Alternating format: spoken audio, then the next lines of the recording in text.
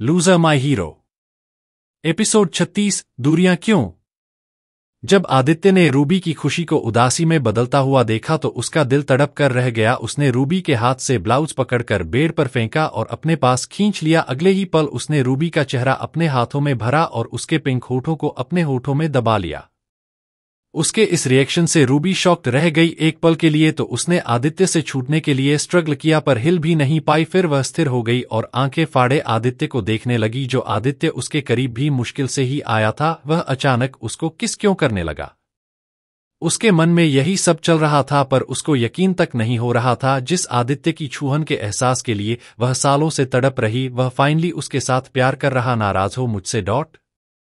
आदित्य ने धीरे से पूछा। रूबी का चेहरा अब भी आदित्य के हाथों में था। रूबी की आंखों में फिर से उदासी छा गई। वह सिर झुकाने लगी पर आदित्य ने उसका चेहरा नहीं छोड़ा। मैंने कुछ पूछा है? आदित्य ने उसके माथे पर अपना माथा रखते हुए कहा। अगर आप मुझसे प्यार करते हैं तो मेरे करीब क्यों नहीं आते? क्या मेरा शरीर आपको लुभाता नहीं? रूबी ने रोना सा होते हुए कहा। आदित्य तो उसकी नाराजगी के रीजन पर हैरान रह गया। वह थोड़ा खिलते हुए बोला, यह क्या बात हुई? मुझे इन बातों से कोई फर्क नहीं पड़ता। और रूबी, सच यह है अभी हमारा फिजिकली करीब आना सही नहीं, पर ऐसा नहीं, मैं कभी यह सब नहीं करूंगा। बहुत जल्द मैं मेरे प्यार के साथ एक बिस्तर में होऊंगा। कहते हुए आदित्य ने खुद रूबी को ब्लाउज पहना दिया, जिसको रूबी ने बिना कोई विरोध किए पहन लिया। पर उसके चेहरे पर हताशा छाई हुई थी। आदित्य रूबी की बैक साइड खड़े होकर उसको श्रिक पहना रहा था तो रूबी के साथ थोड़ा खेलने के लिए उसने पीछे से हक करते हुए रूबी के कंधे पर ठोड़ी रखी और अपने दोनों हाथ उसके पेट पर फेरते हुए गर्दन पर किस किया। रूबी थोड़ा सिहर सी गई। नाराज मत हो प्लीज, इस वक्त मेरी बॉडी ने बहुत पावर अनाइम अंदर फिक्स की है और आपकी बॉडी कई सालों की खांसी झेलते हुए वीक हो गई है। बात करते हुए आदित्य के हाथ रूबी के पर से ऊपर उसके सीने पर खेलने लगे। डॉट। रूबी ने आंखें बंद कर लीं।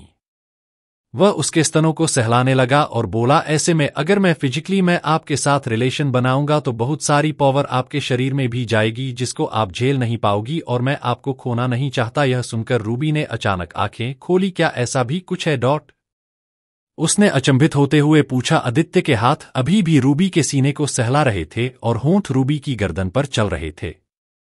उसने रूबी को अपनी ओर घुमाया और उठाकर बेड पर लिटा दिया और खुद उसके ऊपर आ गया। यह इतना जल्दी हुआ कि रूबी न तो सहमति जता पाई न ही उसको रोक पाई। रूबी को बेड से लगाकर बाहों में भरा और उसके लिप्स को दोबारा से किस करने लगा। अपने ऊपर आदित्य के वजन को महसूस करते हुए रूबी ने आदित्य का साथ देना शुरू कर दिया और उसके गीले बालों में उंगलियां चलाने लगी। आदित्य उसके पूरे फेस और कॉलर बोन पर किस कर रहा था। थोड़ी देर बाद आदित्य ने उसकी गर्दन में चेहरा छुपाया और शांत हो गया। उसके बालों में रूबी की उंगलियां चल रही थी, जिससे वह नींद के आगोश में चला गया। उसकी गर्म सांसें रूबी को अपने सीने पर महसूस हो रही थी। गीले बालों से आ रही शैम्पू की भीनी सी खुशबू उसकी सांसों में घुल गई। जब उसको एहसास हुआ आदित्य सो गया तो उसने आदित्य के आसपास बाहों का कसकर घेरा बनाया। कितने सालों से इन्हीं पलों को मैं ख्यालों में जीती आई हूं, आज मुझे इनकी बाहों में आने का मौका मिल ही गया। सोचते हुए रूबी 12 साल पीछे की यादों में चली गई। फ्लैशबैक। 12 साल पहले एक एनुअल स्पोर्ट्स मीट में रूबी के मामा विनोद को चीफ गेस्ट इनवाइट किया गया था। रूबी उनसे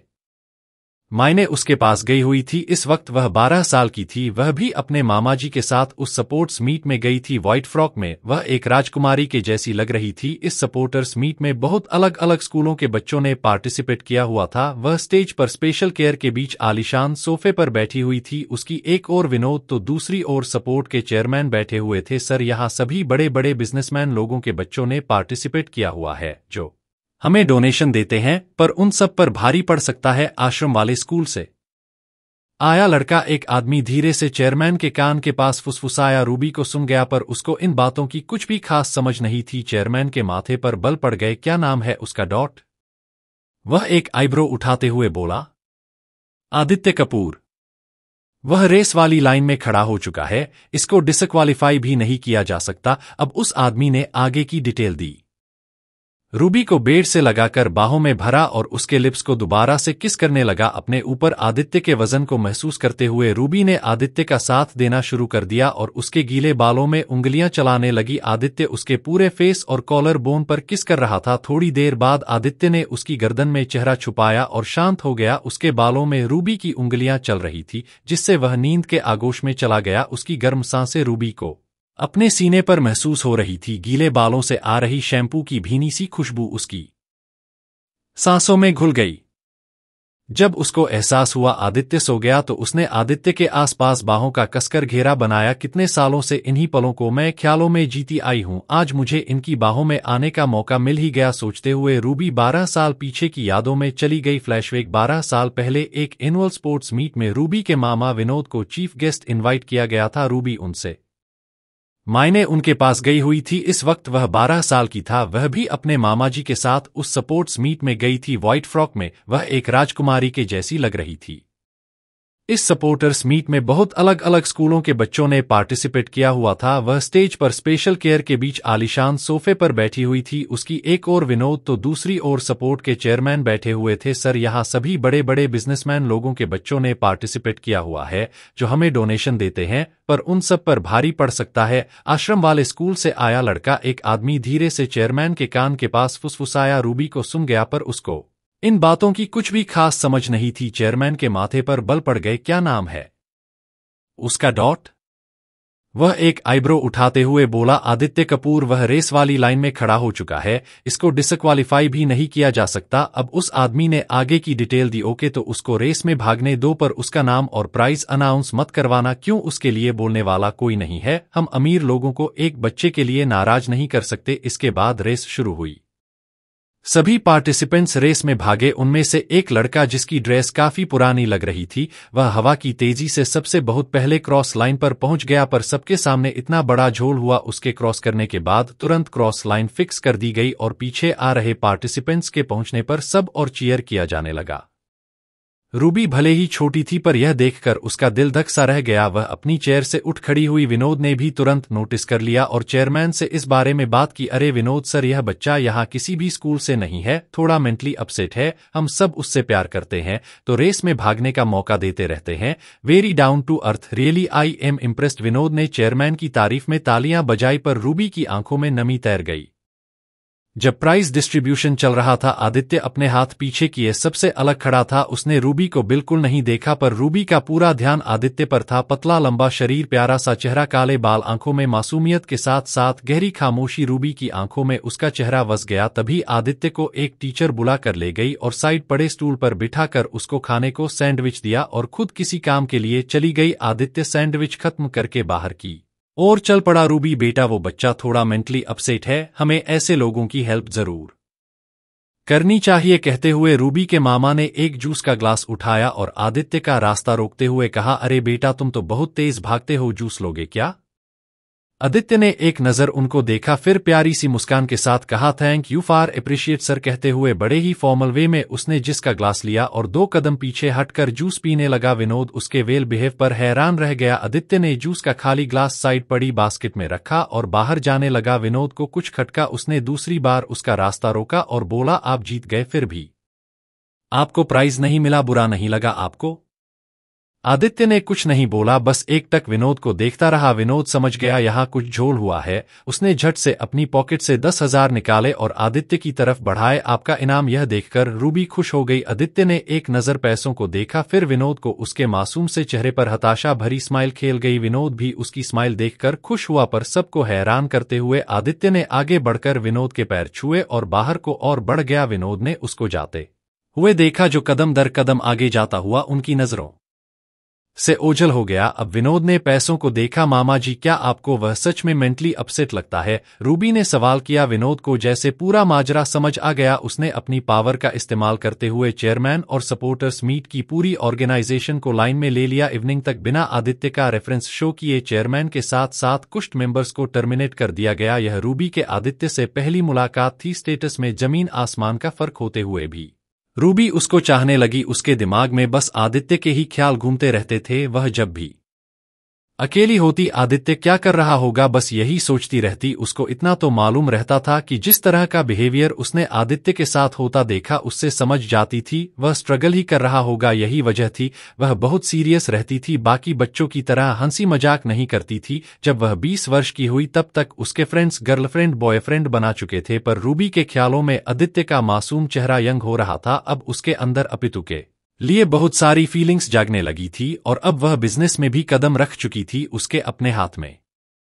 बहुत पावर थी, वह आदित्य को ढूंढना चाहती थी पर अपने दादाजी के पास उसका जिक्र करना जरूरी था। जब रूबी अपने दादाजी पास आई 8 साल पहले हुई घटना बताते हुए आदित्य के बारे में जिक्र किया। आदित्य कपूर नाम सुनते ही अर्जुन वालिया की आंखें चमक उठी। उन्होंने आंखें बंद की और फिर थोड़ी देर बाद आंखें खोली। दादाजी, मैं आदित्य के फ्यूचर के बारे में जानना चाहती हूँ। उनकी आंखों में एक गहरी उदासी छा गई। वह रूबी के सिर पर हाथ फेरते हुए बोले, एक सीक्रेट बात बताओ बेटा, तुम किसी से कहोगी तो नहीं? रूबी ने न में सिर हिलाया। वह बोले, नियति ने तय कर लिया है बेटा, बहुत सारी सुपरनेचुरल पावर का वारिस होने के बावजूद भी वह लूजर बनता जाएगा। अपने सारे फर्ज अदा करने के बावजूद भी धोखे खाता जाएगा। वह ज्यादा लोगों की नफरत झेलेगा पर जब वह पूरी तरह हार कर टूट कर बिखर जाएगा तब उसको कोई ऐसा मिलेगा जो उसके साथ बिना किसी स्वार्थ के प्यार करता होगा। तब उसकी शक्तियां जागृत होना शुरू होंगी। सबसे पहले वह उसी की जान बचाएगा जो उसको निर्वार्थ प्रेम करता है। उसके बाद खुद को ऐसा बदलेगा कि पूरी दुनिया उसके कदमों में होगी। वह अकेला ऐसा होगा जो हमसे भी आगे जाएगा, यानी कि वालिया फैमिली को पीछे छोड़ने वाला पहला शख्स होगा। और आप तो जानते होंगे कि उससे प्यार करने वाला कौन होगा? नहीं बेटा, गुरुजी ने आदित्य की सिर्फ भविष्यवाणी बताई है। उन्होंने आदित्य के जीवन की कहानी को हम सबसे सिर्फ रखा है ताकि हम में से कोई भी उसके बारे में अंदाजा न लगा सके। उसके बाद रूबी ने अपनी जिंदगी का फैसला किस्मत पर छोड़ दिया। वह जानती थी उसका प्यार निस्वार्थ है। वह आदित्य के अपनी लाइफ में आने का वेट करने लगी। 4 साल ऐसे ही बीत गए। जब उसको आदित्य रोड पर बेहोश मिला था उसने आदित्य के फेस को बहुत हद तक पहचान लिया था, जिसको अर्जुन वालिया ने गुरुजी कहा है। यह वही ऋषि हैं जिनको आदित्य पिताजी कहता है। फ्लैशबैक एंड रूबी ने अभी भी सोए हुए आदित्य को कसकर बाहों में लिया हुआ था, जिसके हमेशा सही सलामत होने की वह दुआएं किया करती थी। आज उसके प्यार की हकदार बन चुकी थी। 2 घंटे बीत गए। अब आदित्य की बॉडी में कुछ मूवमेंट हुई। धीरे धीरे आदित्य की नींद खुली। कुछ पल लगे, उसको याद आया वह रूबी के साथ है। वह तो सो गया था पर रूबी तब से ही जागी हुई थी। जब आदित्य ने उसके चेहरे की ओर देखा तो रूबी ने उसको प्यारी सी स्माइल दी। आपको तो कपड़े पहना दिए, अब मेरे कपड़े भी मुझे लौटा दो, मैं अभी तक टॉवेल में हूं। पहले बताइए हमारे बीच कि यह टॉवेल की दीवार कब हटेगी? बहुत जल्द, ट्रस्ट मी। रूबी ने पिलो के नीचे रख दिए थे आदित्य के कपड़े, जो अब निकालकर आदित्य को दे दिए। रूबी के होंठों पर हल्की सी किस करके वह खड़ा हो गया और कपड़े पहनकर ड्रेसिंग टेबल के सामने तैयार होने लगा। रूबी बेड पर बैठी उसकी हर एक मूवमेंट को देख रही थी। आदित्य ने रूबी के लिए भी लंच रेडी किया। दोनों एक साथ लंच कर रहे थे जब आदित्य को विक्रम भाटिया की कॉल आई। उसके साथ बात करने के बाद आदित्य के चेहरे पर विक्ट्री वाली स्माइल थी। रूबी के मोबाइल में नोटिफिकेशन की रिंग बजी। मैसेज देखने के बाद उसके एक्सप्रेशंस ही बदल गए। वैसे मेरे साथ प्यार में पड़ना आपके लिए काफी मुश्किल पैदा करेगा, रूबी ने थोड़ा सीरियस होते हुए कहा। मेरे लिए सब कुछ हमेशा से मुश्किल ही रहा है। आपके प्यार के लिए मैं कांटों पर चलने को भी तैयार हूं। तो आप सबसे पहली प्रॉब्लम फेस करने को रेडी हो? आदित्य सवालिया नजरों से देखने लगा। रूबी ने उसके मोबाइल पर एक मैसेज भेजते हुए कहा, यह डिनर का इनविटेशन कार्ड है विराट सान्याल की तरफ से, आप ज्वाइन करना प्लीज मेरे बिहाफ पर। विराट से मेरा कोई लेना देना नहीं, मैं उसकी पार्टी क्यों ज्वाइन करूं? क्योंकि वह मुझे इनवाइट करना चाहता है और मैं चाहती हूं मेरी जगह मेरा बॉयफ्रेंड उसको फेस करे। ओके, अगर आप ऐसा चाहती हैं तो मैं ज्वाइन करने जाऊंगा, पर अगर उसने कुछ भी ऐसा वैसा बोला तो मैं खुद को ज्यादा कंट्रोल नहीं करूंगा। रूबी एक स्माइल देते हुए, मुझे पता है उसने आज की रात मुझे अपने साथ बिजी रखने का सोचा है और उसके दिमाग में मैं आपका ख्याल रहने तक नहीं दूंगा। रूबी चुपचाप। लूजर माई हीरो, एपिसोड 37, आदित्य की गाड़ी। ओके, अगर आप ऐसा चाहती हैं तो मैं ज्वाइन करने जाऊंगा, पर अगर उसने कुछ भी ऐसा वैसा बोला तो मैं खुद को ज्यादा कंट्रोल नहीं करूंगा। रूबी एक स्माइल देते हुए, मुझे पता है उसने आज की रात मुझे अपने साथ बिजी रखने का सोचा है और उसके दिमाग में मैं आपका ख्याल रहने तक नहीं दूंगा। रूबी चुपचाप आदित्य को और देखती रही, फिर उठकर खड़े होते हुए बोली, ओके, इवनिंग 7 o'clock आप पहुंच जाना, कार्ड मैं आपके तक पहुंचा दूंगी। आदित्य उसको बाहर तक छोड़ने गया। आदित्य दरवाजे को टेक लगाकर खड़ा था। रूबी अपनी गाड़ी में बैठने लगी। ध्यान से जाना, आदित्य ने कहा। रूबी जो गाड़ी में बैठने ही लगी थी रुक गई। उसने पीछे मुड़कर आदित्य को देखा। आज उसको आदित्य हमेशा से ज्यादा हैंडसम लग रहा था। वह आज भी कुछ बोलकर छेड़ना चाहती थी, पर आज तो वह आदित्य को बहुत नजदीक से फील कर चुकी थी, जिसकी वजह से उसके दिल में एक हुक सी उठी और चेहरे पर लाली छा गई, जिसको देखकर आदित्य के होंठों पर स्माइल आ गई। ध्यान आप रखिए और याद भी रखिए मैं अभी भी तड़प रही हूं। कहते हुए वह गाड़ी में बैठकर आदित्य को बाय करके चली गई। उसकी बात से आदित्य का दिल बैठ सा गया। वह खुद भी रूबी के करीब आना चाहता था पर यह रूबी के लिए सेफ नहीं था। एक गहरी सांस लेकर वह घर में चला गया। अभी वह अपने और रूबी के बर्तन धो रहा था, उसे कुछ याद आया। उसने तुरंत विक्रम को कॉल की। बोलिए जीजाजी, मैं क्या कर सकता हूं आपके लिए? कॉल उठते ही विक्रम ने चापलूसी करना शुरू की। तुमने पूरी अमाउंट अरेंज कर रखी है ना? जी जी बिल्कुल जीजाजी, 22 करोड़ में से 1 रुपया भी कम हुआ तो आपकी जूते और मेरा सिर होगा गुड़। तो ऐसा करो, इनमें से मेरे लिए एक BMW ब्रांड न्यू गाड़ी लेते आना। विक्रम की आंखें बाहर आकर लटकने को तैयार हो गईं। 1 घंटे में तो वह आदित्य के पास आने वाला है। गोलियां लेने इतनी जल्दी ब्रांड न्यू गाड़ी कैसे पॉसिबल है? पर आदित्य को नाराज करने की हिम्मत नहीं कर पाया। बस इतना ही, यह तो चुटकी बजते ही हो जाएगा। नकली हंसी हंसते हुए बोला ओके गुड। कहते हुए आदित्य ने कॉल कट की। विक्रम ने अपने आसपास देखा, उसके किसी भी आदमी का ध्यान उसकी ओर नहीं था। सबसे छुपकर उसने अपना मोबाइल अपने माथे पर पटक लिया और रोना सा होते हुए बोला, कमीने नमन के चक्कर में कहां फंस गया मैं। पर समय बर्बाद करने के नुकसान को वह खुद भी अच्छे से समझता था। अब उसने अलग अलग शोरूम्स को लिस्ट बनाई जिनके पास से BMW मिल सके। उनमें से कुछ नाम सेलेक्ट किए जिनके लिए उसने काम किया था। फिर उसने से कुछ नाम सेलेक्ट किए जिनके साथ उसका रिलेशन अच्छा है।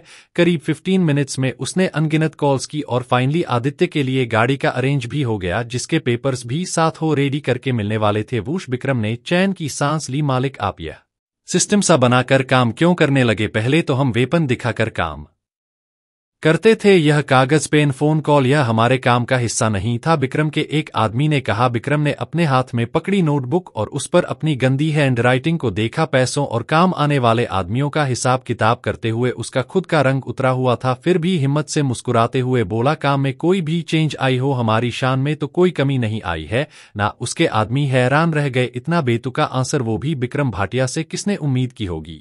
इस बात की शाम के 5 बजे आदित्य के फ्लैट के एंट्रेंस पर 3 गाड़ियां आकर रुकी। पहली गाड़ी से विक्रम भाटिया उतरा। दूसरी ब्रांड न्यू BMW थी जिसको शोरूम का स्टाफ छोड़ने आया था। तीसरी गाड़ी में विक्रम का ही एक आदमी था। इस गाड़ी में कैश था जो आदित्य के लिए विक्रम लाया था। गोलियों को कीमत। विक्रम ने उन दोनों को गाड़ियों में बैठे रहने का इशारा किया। खुद दरवाजे पर दस्तक दी। आदित्य ने दरवाजा खोला तो विक्रम पूरी बत्तीसी दिखाकर स्माइल देते हुए बोला, गुड इवनिंग जीजाजी, देखिए आपकी न्यू गाड़ी। कहते हुए उसने गाड़ी की ओर इशारा किया। अपने सामने चमचमाती गाड़ी देखकर आदित्य ने एक एविल्स माइल पास की। तुम्हारा काम सचमुच सराहनीय है, ग्रेट जॉब। आदित्य बाहर आकर हाथ बांधकर खड़ा हो गया। विक्रम ने स्टाफ को इशारा किया। उसने गाड़ी से बाहर आकर गाड़ी की चाबी और पेपर्स आदित्य को हैंड ओवर किए। थैंक यू बोलकर आदित्य ने एक फॉर्मल मुस्कान के साथ चाबी उससे ली। आज पहली बार आदित्य कुछ रॉयल फील कर रहा था। चलो अंदर चलकर बात करते हैं, उसने विक्रम से कहा और अंदर चला गया। विक्रम भी पीछे ही चला गया। जीजाजी, मैं 22 करोड़ पूरे लाया हूं, यह गाड़ी तो मेरी ओर से गिफ्ट समझकर रख लीजिए। उसने बटरिंग करनी शुरू कर दी।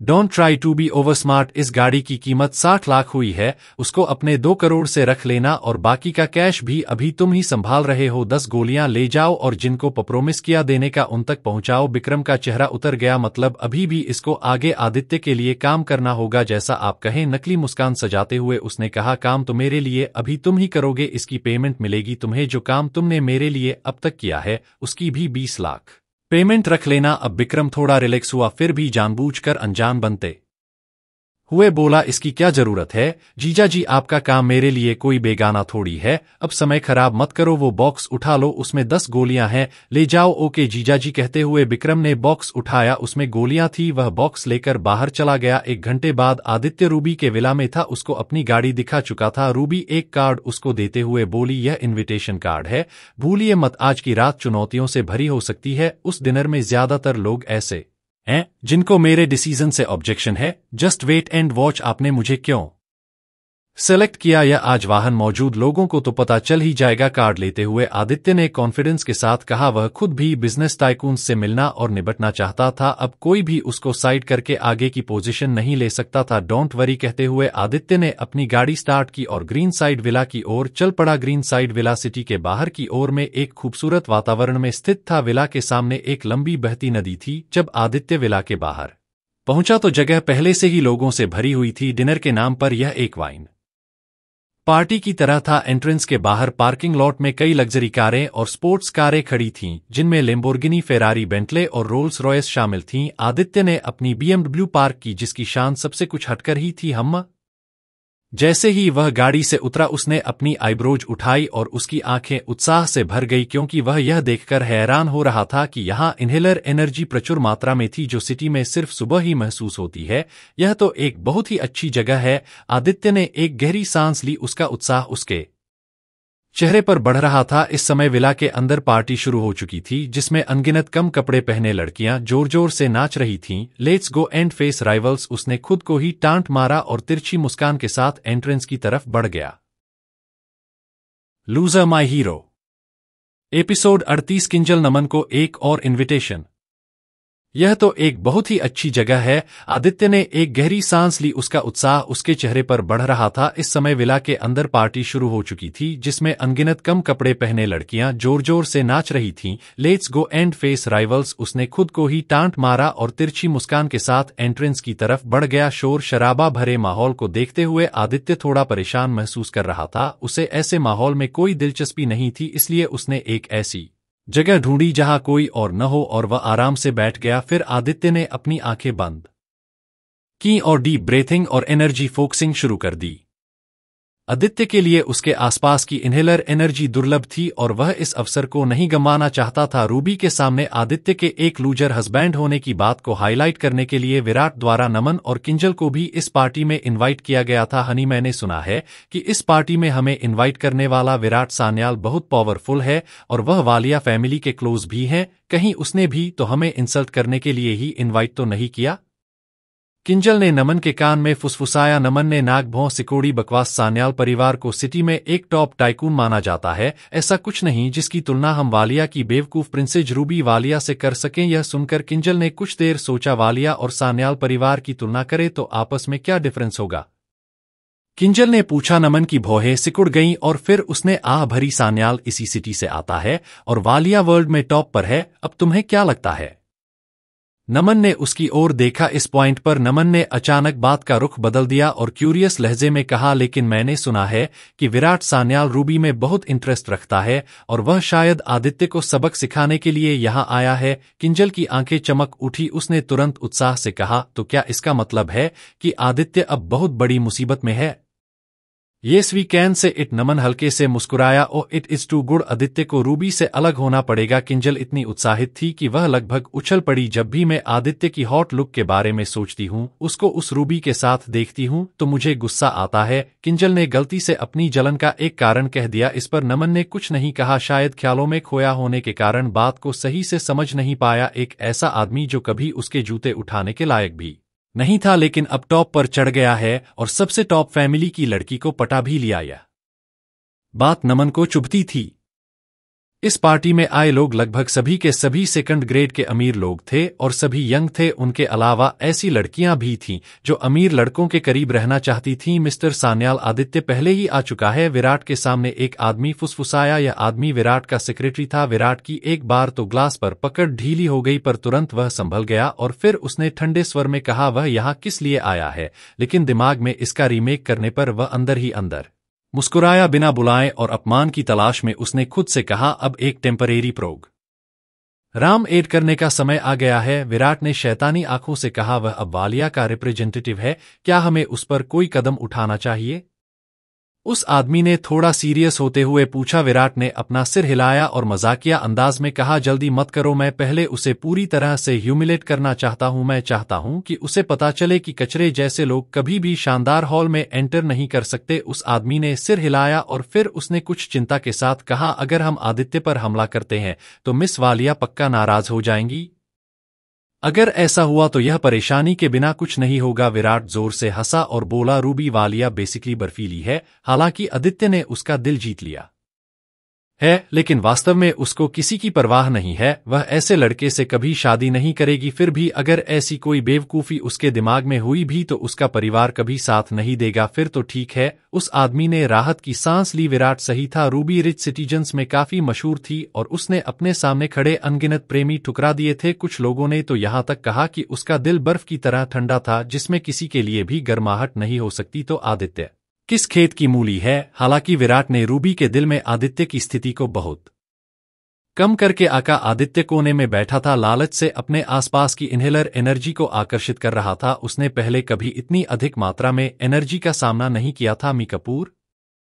तभी अचानक आदित्य के बगल से एक आवाज आई। आदित्य की आईब्रोज एक पल के लिए आपस में जुड़ गईं और फिर उसने अपनी आंखें खोलीं। उसने देखा कि उसके सामने एक लड़का खड़ा था जिसके चेहरे पर मुस्कान थी। यह व्यक्ति कोई और नहीं बल्कि सिटी के ही एक अमीर परिवार का बेटा सक्षम सिंघानिया था। आप कौन?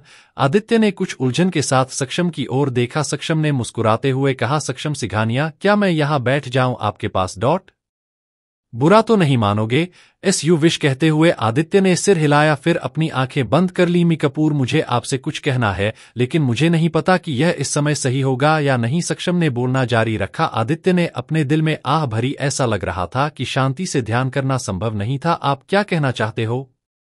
आदित्य ने उसको कंफ्यूजन में देखकर कहा। सक्षम ने इधर उधर देखा और फिर धीमी सी आवाज में कहा, मी कपूर, आपको जल्दी से यहां से चले जाना चाहिए। यह सुनकर आदित्य ने अपनी आईब्रोज उठाई। उसकी आंखें कुछ उलझन से भरी हुई थीं। यह इंसान उसका वेलविशर है या टांग खींचने वालों में से है? पर बिना जाने उसको सबक सिखाना आदित्य का रूल नहीं था। लेकिन मैं ऐसा क्यों करूं?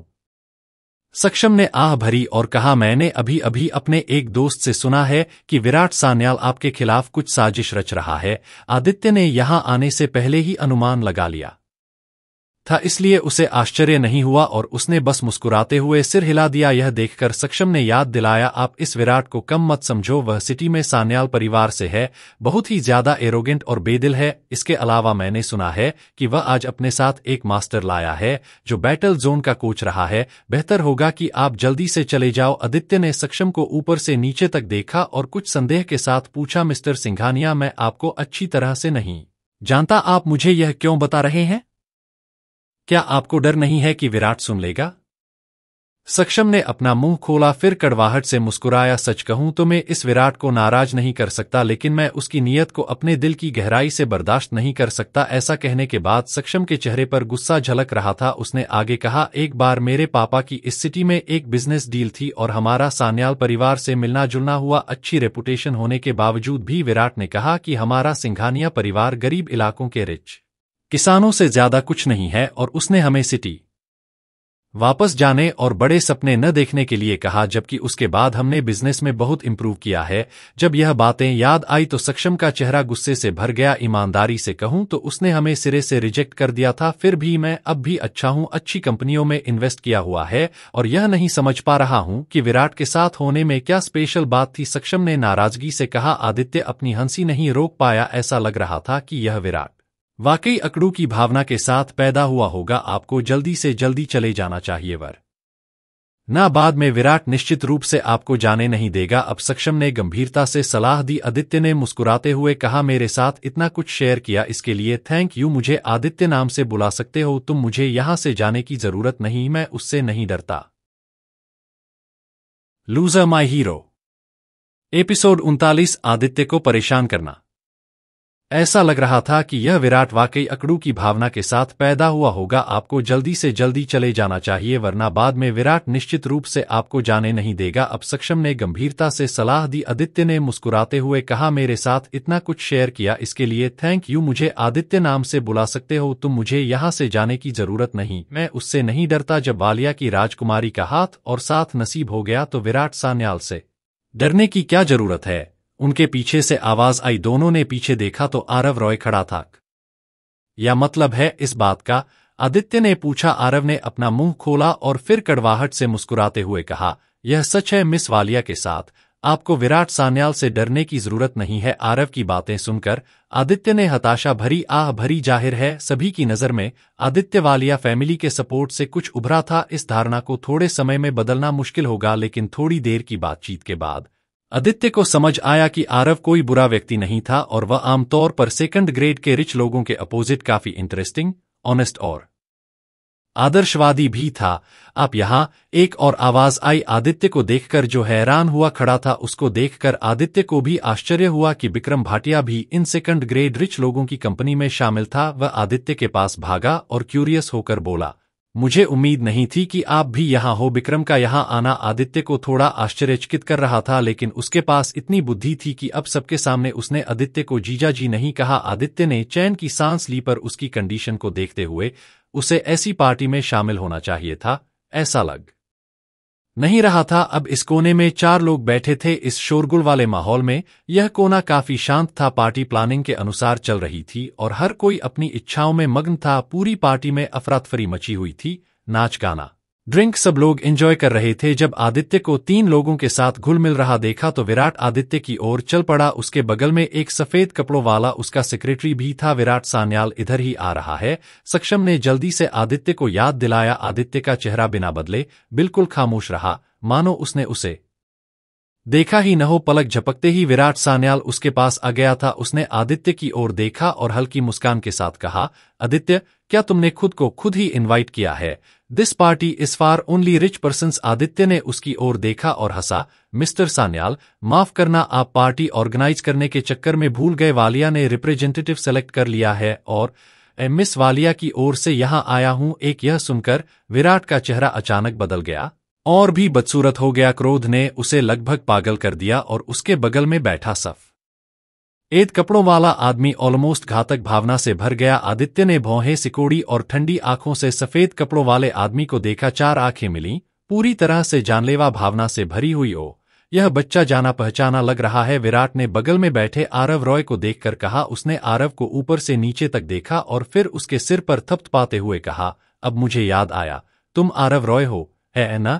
बहुत हो घृणा महसूस करते हुए आरव ने फिर भी अपने दांत पीसते हुए उसका फॉर्मल वेलकम किया। आपको देखकर अच्छा लगा, मिस्टर सान्याल। विराट के चेहरे पर ह्यूमिलेशन के भाव दिखाई दिए। उसने बहुत ही घमंडी स्वर में बात शुरू करते हुए कहा, मुझे याद है कि आपका रॉय परिवार हमारे साथ सहयोग करना चाहता था, है ना? आरव के चेहरे की रंगत इस बार बहुत अजीब थी और उसने कुछ नहीं कहा। विराट ने व्यंग्य किया, यह कैसा रहेगा अगर आज मैं तुम्हें एक मौका दूंगा? जब तक तुम आदित्य को 2 बार थप्पड़ मारोगे, मैं तुम्हारे यानी कि रॉय परिवार के साथ सहयोग करने पर विचार करूंगा। यह सौदा कैसा रहेगा? इस बिंदु पर आरव का चेहरा थोड़ा बदल गया। यह तो क्लियर था कि विराट जानबूझकर उसके साथ खेल रहा था। तुम हमारे साथ काम करने की भीख मांग रहे थे, है ना? अब मैं तुम्हें एक मौका दे रहा हूं और तुम इस मौके को संभाल कर भी नहीं रखना चाहते। गोल्डन चांस है यह, विराट ने मुस्कुराते हुए कहा। आरव ने जैसे तैसे करके अपने गुस्से को सहन किया और शांत रहने की कोशिश की। आई एम सॉरी, हमारे रॉय परिवार के पास अब इन्वेस्टर्स की कमी नहीं है। विराट का चेहरा अचानक ठंडा हो गया। जब तुम्हें सम्मान दिया जाता है तो तुम सम्मान नहीं चाहते, उसने ठंडे स्वर में कहा। तुम्हारे पास इन्वेस्टर्स की कमी नहीं है ना? मैं कल तुम्हारे रॉय परिवार को दिवालिया बना दूंगा, ट्रस्ट मी, छोड़ूंगा नहीं मैं। विराट लगभग दांत पीसते हुए बोला। आरव के पैरों तले जमीन खिसक गई। बहुत मुश्किल से उसने अपने बिजनेस को किसी मुकाम तक पहुंचाया था। ऐसे में सान्याल के साथ रिलेशन खराब होना उसके लिए आपदा से कम नहीं था, लेकिन उसके पास कोई विकल्प नहीं था। जब वह आदित्य के बगल में बैठा तो उसने पहले से ही यह सब अनुमान नहीं लगाया था। मुझे दोष मत देना, अगर तुम्हें दोष देना है तो इस आदित्य को देना, विराट ने अजीब से लहजे में कहा। स्टूपिड, आदित्य हल्के से गुनगुनाया, तुम किसे कोस रहे हो? क्या तुम मौत चाहते हो? विराट के बगल में बैठा सफेद कपड़ों वाला आदमी एक कदम आगे बढ़ा और ठंडे स्वर में बोला, मालिक के लिए कुत्ते ने भौंकना शुरू कर दिया है। आदित्य ने पानी का एक घूंट लिया और हल्के से कहा। सबकी सांसें रुकी हुई थी पर वह बिल्कुल शांत था, जैसे कुछ हुआ ही न हो। तुम डॉट सफेद कपड़ों वाला आदमी वाला तुरंत आग बबूला हो गया और आगे बढ़ने के लिए तैयार हो गया। विराट ने उसे पीछे खींचा और फिर आदित्य को मुस्कुराते हुए देखा। आदित्य, मैंने सुना है कि तुम्हारी पत्नी ने 1 साल तक तुम्हें धोखा दिया है और तुम 1 साल दौरान यह पता नहीं चला कि वह किसी और मर्द के नीचे सोती है। क्या यह सच है? म्यूजिक ठीक इसी समय पर बंद हो गया और विराट के शब्द लगभग सभी के कानों तक पहुंच गए। यह क्लियर था कि विराट ने जानबूझकर ऐसा किया था। आदित्य ने उसे ठंडी नजर से देखा और कुछ नहीं कहा। तुम जवाब नहीं दोगे? विराट ने नाक भौं सिकोड़ी। जैसे ही उसने अपना हाथ हिलाया, कुछ लोग तुरंत किंजल और नमन को लेकर आ गए। अगर तुम जवाब नहीं दोगे तो कोई और तुम्हारे लिए बोलेगा। विराट ने मुस्कुराते हुए यह कहने के बाद उसने सीधे किंजल की ओर देखा और मुस्कुराया। मुझे बहुत क्यूरियोसिटी है, तुमने कैसे 1 साल तक आदित्य को धोखा दिया? आखिर पत्नी थी तुम, फिर भी अपने पति आदित्य के साथ रहते हुए तुमने यह सब कैसे किया? जाहिर है विराट ने पहले ही किंजल से इस बारे में चर्चा कर ली थी, उसने बेशर्मी से कहा।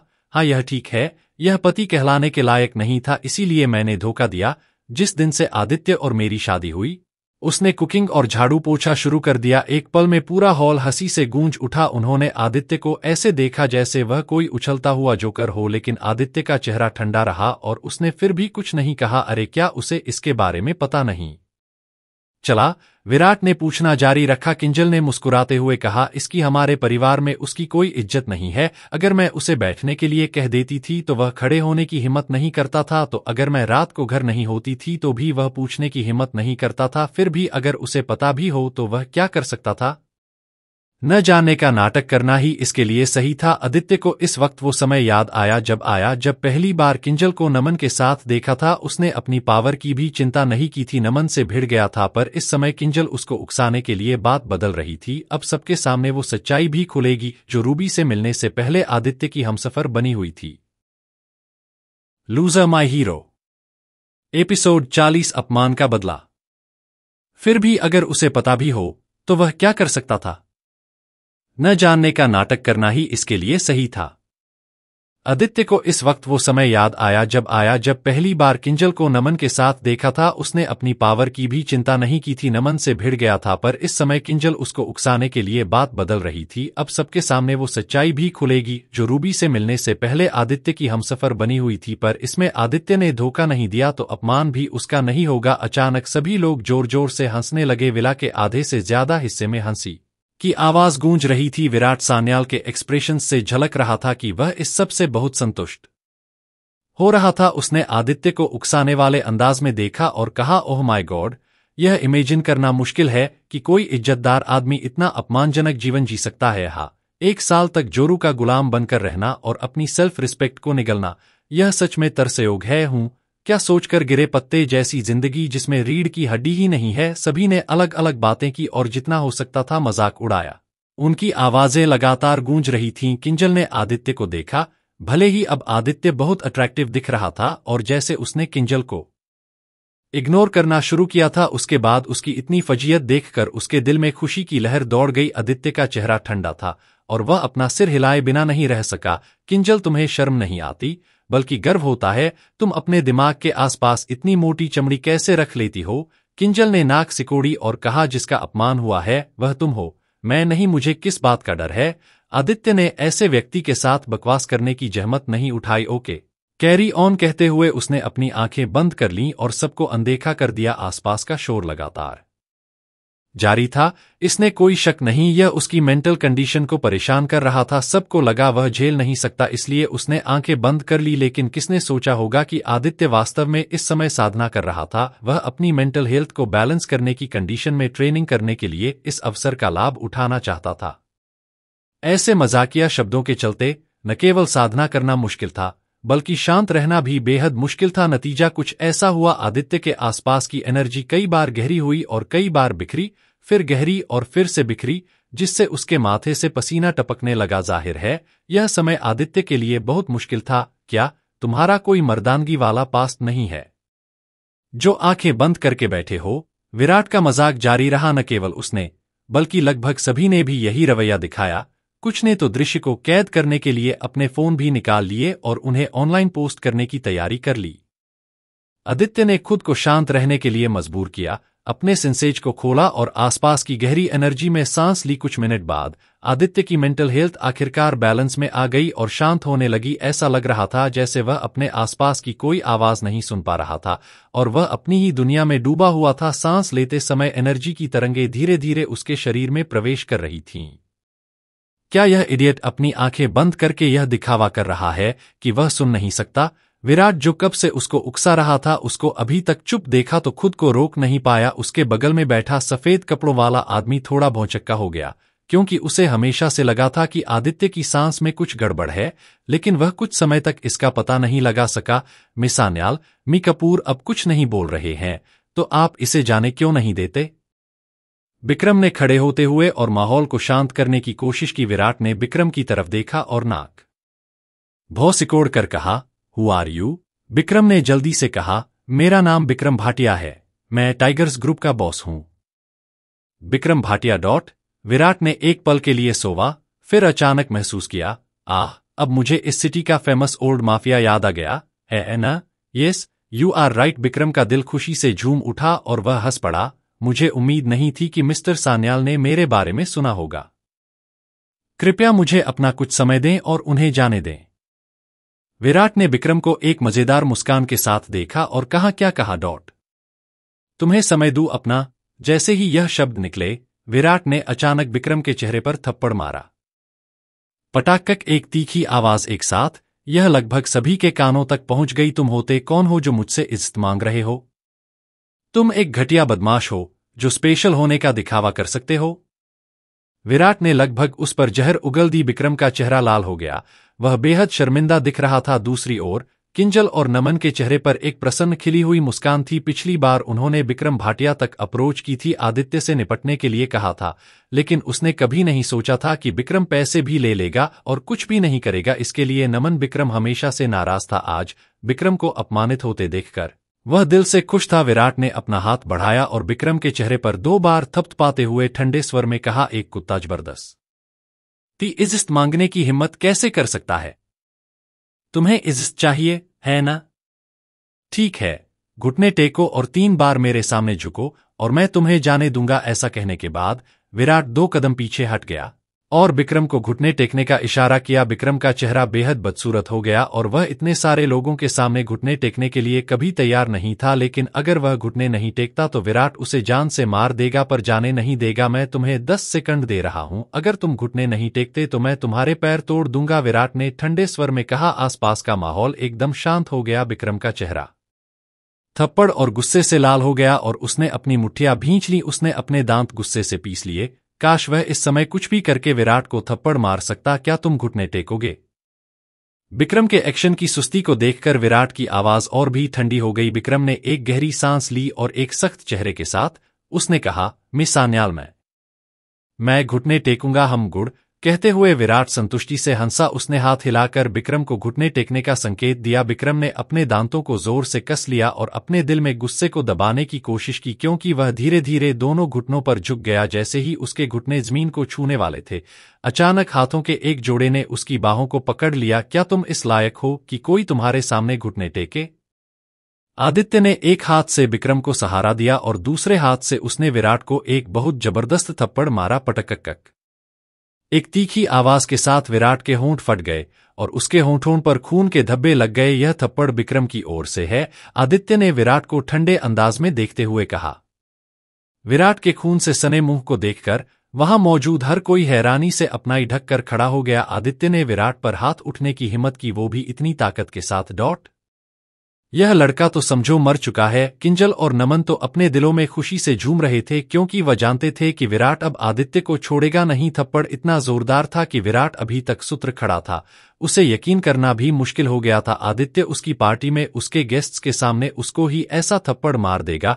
धन्यवाद मिस्टर कपूर, विक्रम ने बहुत ही झिझकते हुए कहा। आदित्य ने कुछ नहीं कहा, वह धीरे से खड़ा हुआ और विराट को ठंडेपन से देखने लगा। उसको खड़ा होता देखकर विराट अपनी सेंस में वापस आया। उसने अपने मुंह से खून पोंछा और गुस्से से चिल्लाया, तुमने मुझे मारने की हिम्मत की? आदित्य ने ठंडेपन से कहा, तुमने बार बार मेरा अपमान किया है और मैंने इसे जाने दिया है, लेकिन रुकने के बजाय तुम और भी बदतर हो गए हो। क्या तुम्हें ऐसा लगा कि मेरे अंदर बिल्कुल गुस्सा नहीं है?